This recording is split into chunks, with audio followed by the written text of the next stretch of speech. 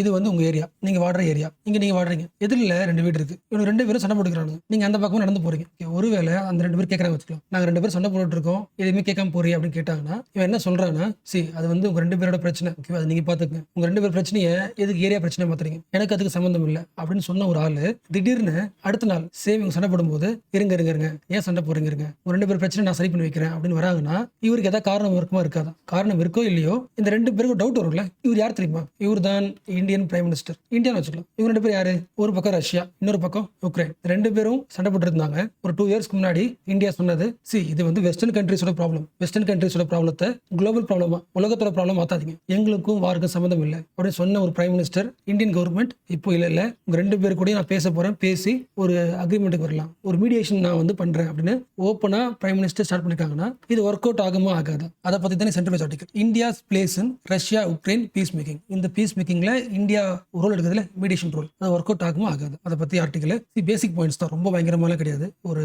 பார்க்க தான் பெருசா இருக்கு, ஒரு 4 பாயிண்ட் சம்மரைஸ் பண்ணிக்கலாம், ஸ்டார்ட் பண்ணலாம். ஆக்சுவலா எனக்கு என்ன டவுட்னா சேம் சிச்சுவேஷன் வரலாம் இந்த ஏரியாவில், இந்த குளோபல் லெவல்ல இவங்க 2 பேருக்கு மட்டும் தான் பிரச்சனை கிடையாது, ரஷ்யா உக்ரைன் வார் நடந்துட்டு இருக்கு, பட் அதை விட மோஸ்ட் சீரியஸ் ப்ராப்ளம் எது, இஸ்ரேல் காசால அதிகமான சிவிலியன் இறந்து போறது இந்த பகுதி தான். அப்ப இந்த இடத்துல தான் ஃபர்ஸ்ட் நம்ம என்ன பண்ணணும், ப்ரையாரிட்டியா இந்த பீஸ் டாக்க ஸ்டார்ட் பண்ணணும். இல்லைன்னா சூடான்லயும் சிவில் வார் நடக்குது, அங்கேயும் நிறைய மக்கள் இறந்து போறாங்க. இந்த மாதிரி முக்கியமான வாரெல்லாம் விட்டுட்டு உக்ரைன் ரஷ்யா வார மட்டும் இந்தியா ஃபோக்கஸ் பண்ணுதுன்னா என்ன பர்பஸ்? இந்த ஆங்கிள் சபர் யோசிக்கிறான், ஓகே, பட் ஆக்சுவலா ரியாலிட்டி அதுதானே, நம்மளால யோசிக்க முடியல. எஸ், இஸ்ரேல் காசா வாரில் இந்தியா ஒரு ரோல் செம ஸ்ட்ராங்கா இருந்துச்சுன்னா அது ஓகே, நமக்கு ஒரு ப்ரைடா இருக்கும். ரஷ்யா உக்ரைன் வாருக்குள்ள தான் அது மீட் பண்ண போதுன்னா அது பர்பஸ் என்ன? இதோட பர்பஸ் வந்து ஆர்டிகல் தரல, பட் அது கொஸ்டினா வச்சுக்கேன், மேபி ஃபியூச்சர் ஆர்டிகல்ல தரலாம். ஓகே, அப்படியே ரஷ்யா உக்ரைன் வாருக்குள்ள அந்த பீஸ் டாக்கை சரி பண்றதுக்கு இந்தியன் கவர்மெண்ட் போச்சுன்னா ஒர்க் அவுட் ஆகுமா ஒர்க் அவுட் ஆகாது? இந்தியாவோட பாசிட்டிவ் என்ன எல்லாருக்கும் தெரிஞ்ச பாயிண்ட், குளோபல் லெவல்ல எல்லா கண்ட்ரீஸும் தன்னோட ஸ்டாண்டர்ட் கிளியர் சொல்லியிருக்கும்.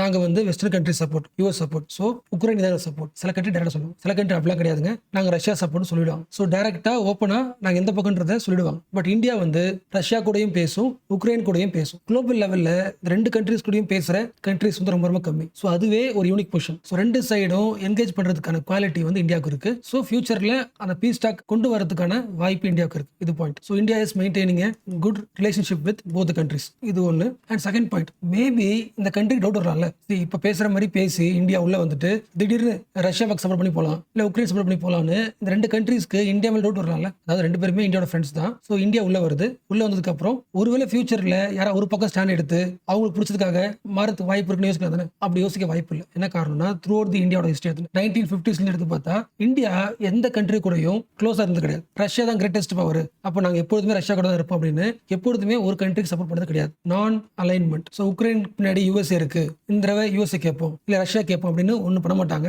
2 பக்கமும் சேராம நியூட்ரலா என்ன பண்ணலாம் அப்படின்னு யோசிப்பாங்க. இதுக்கு இன்னொரு பேர் பார்த்தோமே நம்ம லாஸ்ட் மந்த்ல, ஸ்ட்ராட்டஜிக் அட்டானமியா. எஸ், 2 பக்கமும் சேர மாட்டோம், எங்களுக்கு எது ஒர்க் அவுட் ஆகும்னு தோணுதோ எது சரின்னு தோணுதோ அது பண்ணும், ஸ்ட்ராட்டஜிக்கலி அட்டானமியா செயல்படும். ஸோ இந்த குட் ஹிஸ்டரி லாஸ்ட் 70 இயர்ஸா இருக்கிறதுனால ரஷ்யா உக்ரைன் அவங்க மேபி இந்தியா உள்ள வருதுன்னா அக்செப்ட் பண்ணிக்கலாம். மற்ற எந்த கண்ட்ரி உள்ள வந்தாலுமே அவங்களுக்கு ஒரு லாங் ஹிஸ்டரி எடுத்து பார்த்தீங்கன்னா மேபி ரஷ்யா சைடு இருப்பாங்க இல்லை யூஎஸ்ஏ சைடு இருப்பாங்க. பட் இந்தியாவுக்கு அப்படி கிடையாது. அந்த குட் ரிப்போர்ட் கார்டுனால இந்தியாவுக்கு ஒரு சான்ஸ் இருக்கு. ஸோ நான் alignment and strategic autonomy. So global லெவல்ல India is a honest broker. Last 75 இயர்ஸ்ல நேருல இருந்து நிறைய இஷ்யூல எந்த கண்ட்ரிஸ் கூட சேராம நிறைய ப்ராப்ளம் சரி பண்ண ட்ரை பண்ணிருக்கு. ஆக்சுவலா பாத்தீங்கன்னா இந்த ரஷ்யா உக்ரைன் வார்ல நீங்க பாத்தீங்கன்னா most of the countries supporting with Ukraine தானே, ரஷ்யா தனியா தான் இருக்கும். இப்போ எல்லா கண்ட்ரிஸும் ரஷ்யா மேல எக்கனாமிக்கல் சாங்ஷன் போட்டோம், யாருமே ரஷ்யா கூட ட்ரேட் பண்ணாதீங்க, ஏன்னா அவன் ட்ரேட் பண்ற எல்லா காசுமே எதுக்கு யூஸ் பண்றான், வாருக்கு யூஸ் பண்றான்னு சொல்லியுமே இந்தியா என்ன பண்ணல, அந்த யூஎஸ்ஏ சொல்ற வெஸ்டர்ன் கண்ட்ரி சொல்ற அந்த பாயிண்ட்டுக்கு சப்போர்ட் பண்ணல. ஸோ இது வரைக்கும் இல்லாத அளவுக்கு இப்பதான் என்ன பண்ணாங்க, இந்தியா ரஷ்யா கிட்ட நிறைய பொருளை வாங்கினாங்க. ஸோ ரஷ்யா கிட்ட இருந்து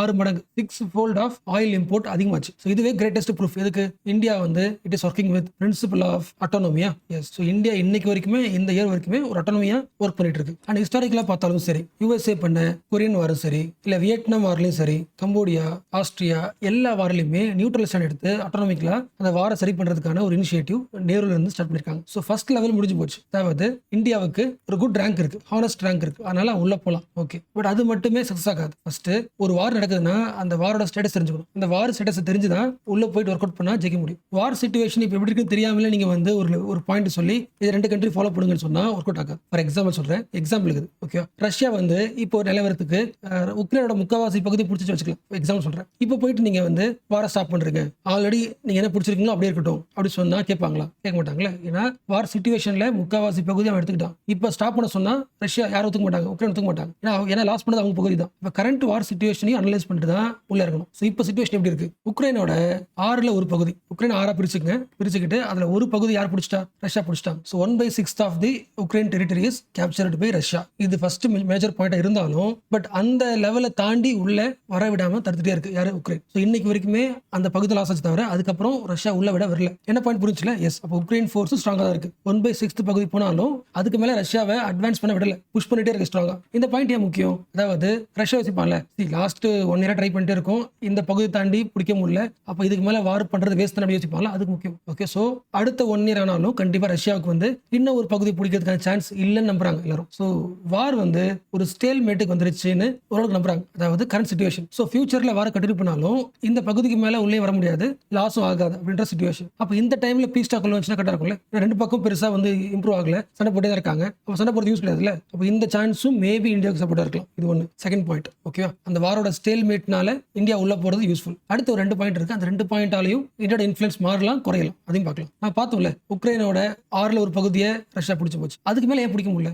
1/6 பிடிச்ச ஒரு கண்ட்ரியால இன்னும் எக்ஸ்ட்ரா பகுதி பிடிக்கிற ஈஸி தானே, ஏன் பிடிக்க முடியல அப்படின்னா, ஜெலன்ஸ்கி உக்ரைனோட பிரசிடென்ட் வந்து முடிஞ்ச அளவுக்கு வெஸ்டர்ன் சப்போர்ட் வாங்கிட்டே இருக்காரு. வெஸ்டர்ன் கண்ட்ரீஸ்ல இருந்து எக்யூப்மெண்ட்ஸ் வந்துகிட்டே இருக்கு, வார் எக்யூப்மெண்ட்ஸ். ஸோ வெஸ்டர்ன் வெப்பன்ஸ்னால இன்னும் கொஞ்சம் அவங்களை புஷ் பண்ண முடியுது. ஓகே, என்ன பாயிண்ட்னா, இது யாருக்கு தெரியும்? ரஷ்யாவுக்கு தெரியும். ஸோ ரஷ்யா வந்து ஒரு பாயிண்ட் சொல்லியிருக்கு. ஸோ ரஷ்யா வந்து ஒரு விஷயத்த சொல்லுது, எந்த வெஸ்டர்ன் கண்ட்ரீஸ்லாம் உக்ரைனுக்கு வெப்பன்ஸ் கொடுக்குறீங்களோ, இதுக்கப்புறமும் கொடுக்குறீங்கன்னா இந்த விஷயத்த ரஷ்யா இனிமே எப்படி எடுத்துக்கணும்? ஓகே, ரஷ்யா கூட டைரக்டா சண்டை போடுறது ரெடி ஆயிட்டீங்க. ஸோ நேட்டோவும் ரஷ்யாவும் டைரக்ட் வாருக்கு சண்டை போடுறதுக்காக தான் நீங்க வெப்பன் தரீங்க அப்படின்னு முடிவு பண்ணிட்டு இன்னும் வார அக்ரெசிவ் ஆரம்பிப்பேன் அப்படின்ற பாயிண்ட் யார் சொல்லியிருக்காங்க? ரஷ்யா சொல்லியிருக்கு. அப்போ இந்த பீஸ் டாக்கை வந்து இன்னும் ஸ்ட்ராங்கா ஆகிறதுக்கு, பீஸ் டாக் ஜெயிக்கிறதுக்கு, மோடி சொல்ற பாயிண்ட்டை அவங்க அக்செப்ட் பண்ணிக்கிறதுக்கு முன்னாடி இந்த வெப்பன் சப்ளை இருக்குல்ல. ஸோ ஒருவேளை உக்ரைனுக்கு சப்ளை ஆகிற வெப்பன்ஸ் வந்து குறைஞ்சிருச்சு அப்படின்னா ரஷ்யா எப்படி இருக்கும்? கூலா இருக்கும். பட் இந்தியன் பிரைம் மினிஸ்டர் வந்து ரஷ்யா கிட்ட பீஸ் டாக் பேசிட்டு இருக்கும்போது சைமல்டேனியஸா உக்ரைன்ல நிறைய வெப்பன்ஸ் வந்து இறங்குதுன்னா ரஷ்யா என்ன பண்ணும்? இந்தியாவோட பேசிட்டு இருக்காதுல, நீங்க பீஸ் டாக் பேசிட்டு இருக்கீங்க, அங்க நிறைய வெப்பன்ஸ் வந்து இறங்குது, ஒர்க் அவுட் ஆகாது, சண்டைக்கு போறதா போவாங்க. ஸோ அப்போ வெஸ்டர்ன் கண்ட்ரீஸ் ஸ்ட்ராட்டஜிக்கலா வெப்பன்ஸ் அனுப்புறதை குறைச்சா இந்தியாவோட டாக்கும் சக்சஸ் ஆக வாய்ப்பு இருக்கு. இது ஒரு இன்டெரக்டா. 4வது முக்கியமான பாயிண்ட், யூஎஸ்ல எலெக்ஷன் நடக்குது. 2 பேர், ஒருத்தவங்க ட்ரம்ப், இன்னொன்னு Kamala. Kamala is the supporter of Ukraine, Trump is the supporter of Russia. என்ன சொல்ற புரிஞ்சா? அதாவது வார் ஸ்டேல்மெண்டா தான் இருக்கு, பட் அந்த வாரோட சிச்சுவேஷனை மாத்துறதுக்கான ஸ்கோப் வந்து யூஎஸ் பிரசிடென்ட்க்கு இருக்கு. ஒருவேளை ட்ரம்ப் வந்துட்டாருன்னா ட்ரம்ப் வில் சப்போர்ட் தி ரஷ்யாவா. சோ மேபி ரஷ்யா கிட்ட பேசி பீஸ் டாக் கொண்டு வரலாம். இல்லனா கமலா ஹாரிஸ் வந்தாங்கன்னா உக்ரைனுக்கு இன்னும் ஸ்ட்ராங்கா சப்போர்ட் பண்ணுவாங்க. அந்த சப்போர்ட் யார் பாப்பா? ரஷ்யா பார்க்கும். அப்ப விட்டு தராது, நமக்கு எதிராக தான் இருக்காங்க எல்லாருமே சொல்லிட்டு அகைன் வார் கண்டினியூ பண்ணிட்டு இருக்கு. ஸோ யூஎஸ் எலெக்ஷனும் ஒரு முக்கியமான ஸ்ட்ராட்டஜி. ஒருவேளை மேல பேசின எல்லா பாயிண்ட்டும் இந்தியாவுக்கு சாதகமாக இருந்தாலும் வச்சுக்கலாம். அதாவது குட் ரிப்போர்ட், வார் சிச்சுவேஷனும் வார் ஸ்டேல்மெண்டா இருக்கு, ஆர்ம்ஸ் வந்து தரல, யூஎஸ்லயுமே வார் வேணாம், அமைதியாகலான்ற பிரச்சனை வராங்க வச்சுக்கலாம். இவ்வளவு எல்லாமே இருந்தும் இந்தியா தர பாயிண்ட்ஸ் இருக்கு 2 பக்கமும். ரிப்போர்ட் 2 பேரும் ஃபாலோ பண்ண வேண்டிய அக்ரிமெண்ட், அந்த அக்ரிமெண்ட் அடுத்து முக்கியம். ஏன்னா இது ஃபர்ஸ்ட் டைம் கிடையாது. உக்ரைன் ரஷ்யா வார ஸ்டாப் பண்றதுக்கு நிறைய கண்ட்ரிஸ், ஈவன் சைனா கூட, பிரேசிலும் சைனாவும் சேர்ந்து பீஸ் டாக்கு ஒரு அக்ரிமெண்ட் போட்டு கொடுத்தாங்க. ஒர்க் அவுட் ஆகல, ஒத்துக்கல, அக்செப்ட் பண்ணிக்கல. சைனாவோட பாயிண்ட் ரஷ்யா எடுத்துக்கிச்சு, உக்ரைன் எடுத்துக்கல. இந்த மாதிரி நிறைய கண்ட்ரிஸ் ஒன்னா சேர்ந்து பீஸ் டாக்கு அக்ரிமெண்ட் தருவாங்க. பட் அதுல ரஷ்யா சம்டைம் ஒத்துக்காது, சம்டைம்ஸ் உக்ரைன் ஒத்துக்காது. அப்போ மேபி இந்தியா உருவாக்குற இந்த பீஸ் டாக் இருக்குல்ல, ஒரு பாயிண்ட்ஸ், அதாவது பீஸ் பிளான் சொல்லுவாங்க, அந்த பிளானை 2 பேரும் அக்செப்ட் பண்ணிக்கிறதுக்கு ஒரு சான்ஸ் கம்மியா இருக்கு. ஏன்னா இதுக்கு முன்னாடி நிறைய பேர் பண்ண எந்த பிளானையுமே அவங்க அக்செப்ட் பண்ணல. அப்போ இன்னும் கொஞ்சம் இந்தியாவோட பிளான் எப்படி இருக்கு அதை பொறுத்தும் அந்த ரிசல்ட் இருக்கு. ஸோ இப்போதைக்கு இந்தியாவோட பீஸ் பிளான் பாயிண்ட்ஸ் என்ன, ரஷ்யாவுக்கும் உக்ரைனுக்கும் இந்தியா சொல்ற பாயிண்ட்ஸ் என்ன? ஃபர்ஸ்ட் முக்கியமானது, நாம வாடுற காலம் இந்த எரா வந்து வார்க்கான எரா கிடையாது. அதாவது பீஸ் பிளான்ல இந்தியாவோட பிரின்சிபல், நாங்க ஒரு 5 பாயிண்ட் தரோம்னா அந்த 5 பாயிண்ட்ல கண்டிப்பா இருக்காது வார் செய்யுங்கன்னு இருக்காது. ஏன்னா இந்த எரா வந்து வார்க்கான எரா கிடையாது. ஸோ பிளானை ரெடி பண்றதுக்கு முன்னாடி அந்த பிளான்ல இருக்கிற பாயிண்ட்ஸ்லாம் என்ன மாதிரி பிரின்சிபல்ஸ்ல இருக்குன்றதை சொல்லிட்டாங்க. மீனிங் புரியுதா? நீங்க ஒரு ஃப்ரெண்ட் பார்க்க வரீங்க, அதுக்கு முன்னாடி அவர் யாரும் தெரிஞ்சு போச்சு பேசிக்கா. ஓகே, சில கேரக்டர்லாம் ஓகேவா இருக்கு, அப்பதான் பேசுவீங்க. சேம் லைக் தட் இந்தியா என்ன மாதிரி பாயிண்ட்ஸ் முன்வைக்க வாய்ப்பு இருக்கு? பிரின்சிபல்ஸ். வார சப்போர்ட் பண்ற மாதிரி இருக்காது, வார ஸ்டாப் பண்ற மாதிரி இருக்கும். First point. ஏன்னா இந்த எரா அதுக்கான எரா கிடையாது. செகண்ட் பாயிண்ட், 2 பேரும் பேட்டில் ஃபீல்ட்ல நின்றுட்டு இருக்கீங்கன்னா சொல்யூஷன் கிடைக்காது. 2 பேரும் அந்த இடத்த ஒரு டேபிளுக்கு வரணும். பேட்டில் ஃபீல்ட்லயே சொல்யூஷன் கிடைக்காது. மீனிங் புரிஞ்சா? நாங்க வாருக்கு சப்போர்ட் பண்ணல, because this is not the எரா.